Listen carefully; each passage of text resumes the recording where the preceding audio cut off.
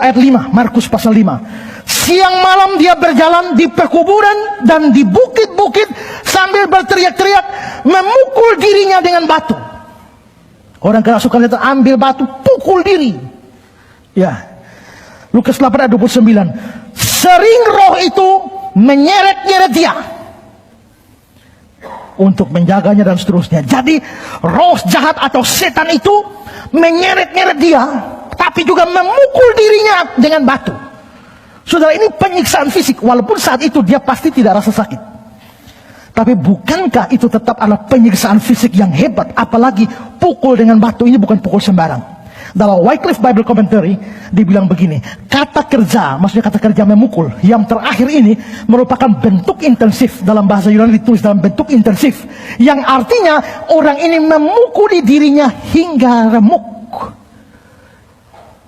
Jadi dia angkat batu, pok, lepas sebelah. Dia bisa meremukkan dirinya. Dia mungkin tidak rasa sakit, tapi itu jelas adalah penyiksaan fisik.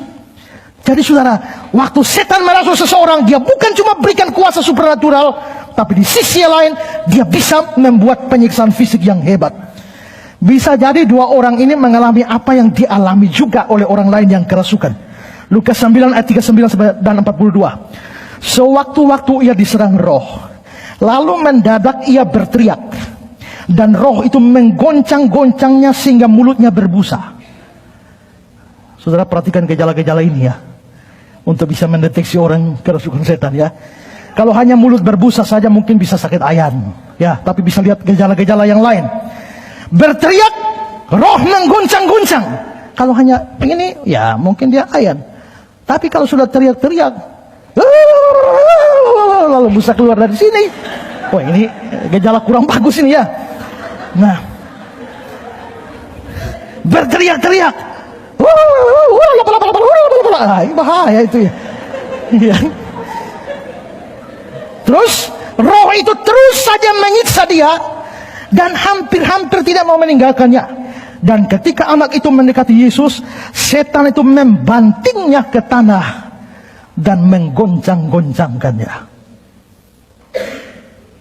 Lihat gejala ini baik-baik untuk mendeteksi orang kerasukan.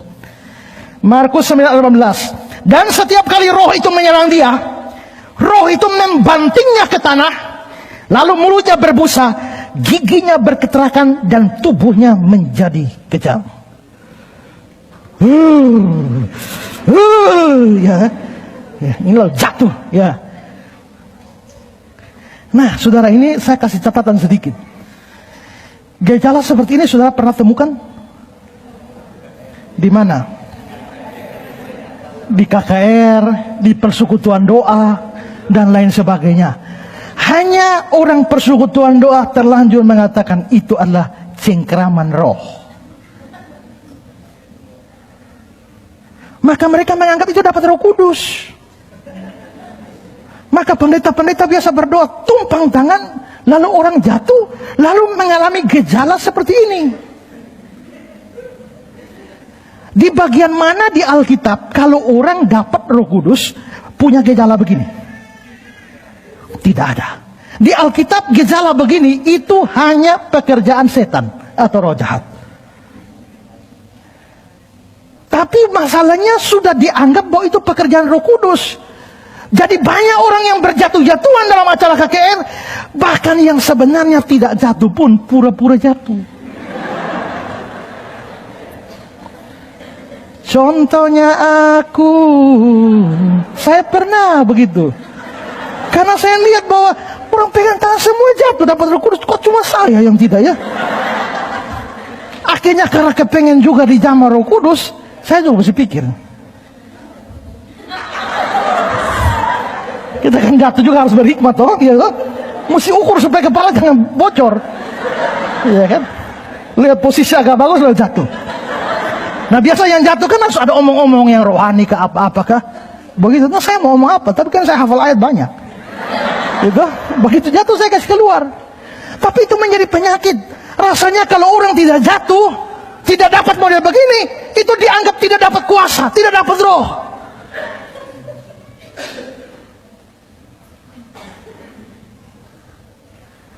Stephen Tong pernah cerita waktu dia satu kali mau KKR, sebelum masuk naik firman, pemimpin pujian, lalu semua dibawa kepada penyembahan. Tuhan, doa firman Tuhan kami serahkan kepada hambanya. Waktu beliau naik, semua masih euforia, lalu tiba-tiba dia bilang, diam! Kaget semua. Semua roh hilang.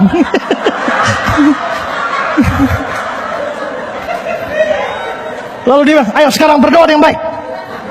Berdoa yang baik. Karena mereka masih bingung. Ini kenapa ini pendeta mengamuk? Karena dia masih bingung. Lalu Stephen Tong bilang, kalau doa yang aneh-aneh begitu mau doa. Doa suruh doa baik, tidak mau doa. Ayo doa sekarang. Begitu. Saya pernah KKR di Tamariska Maulava. Altar call. Begitu altar call, saya cuma mau berdoa biasa saja. Tapi belum kena jamahan, masih suruh datang mau maju, saya dia sudah goyang-goyang begini.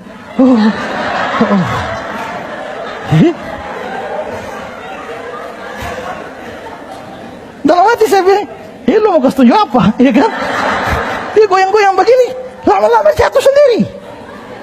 Jatuh sendiri, dan acara sudah selesai, altar call sudah selesai, dia masih tidur. Pendeta-pendeta yang jago top datang tumpang tangan, dalam nama Yesus bangunlah, tidak bangun. Dalam nama Yesus bangun, bangkitlah hai anakku, tidak bangkit. Tiba-tiba ada satu teman saya pergi, dia omong sesuatu di telinga, bangun.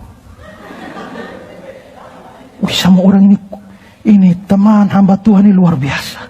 Semua thinking berdoa, dia bangun. Kok ini dia omong sesuatu saja kok bisa bangun? Ada apa?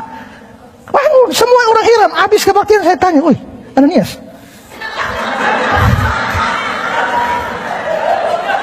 lu tadi bikin ke mana kok dia bangun? Lu berdoa ke mana? Beta sudah berdoa kan. Terus beta bisik dia. Bisik apa? Beta dia bertanya, bikin malu-malu saja. Bang, bikin malu-malu saja. Kalau dia mau bikin malu-malu, bang, akhirnya dia sengaja.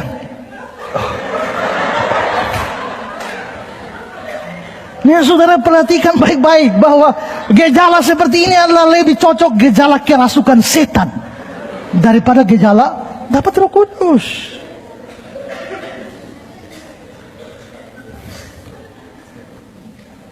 Dulu kami persekutuan doa,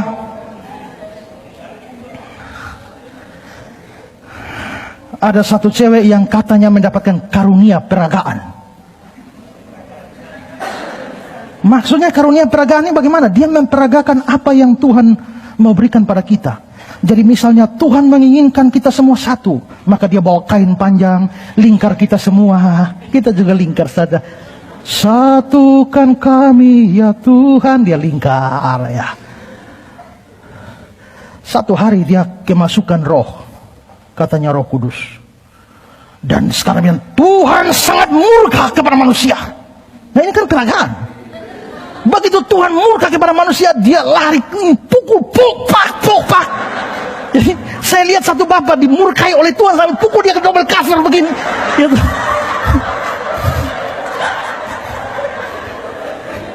Ini Tuhan murka. Tapi belakangan dia tenang. Dia tenang terus dia datang pada saya. Saya duduk. Lalu dia menghadap saya, dia bilang, Tuhan sayang kepadamu. Saya bilang, ya Tuhan terima kasih. Lalu Tuhan sayang kepadamu, kan dia punya karunia peragaan.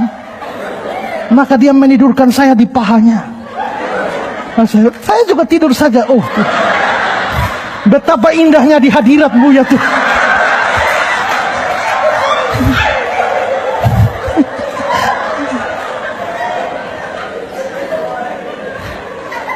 Setelah itu, karena Tuhan sayang pada saya, dia cium saya. Wih, hari itu saudara, hatiku penuh dengan pujian. Aku disayang Tuhan. Tapi lama-lama pikir, karunia apa model begini nih ya? Tapi betapa banyak kita dibodohi dengan model-model seperti itu.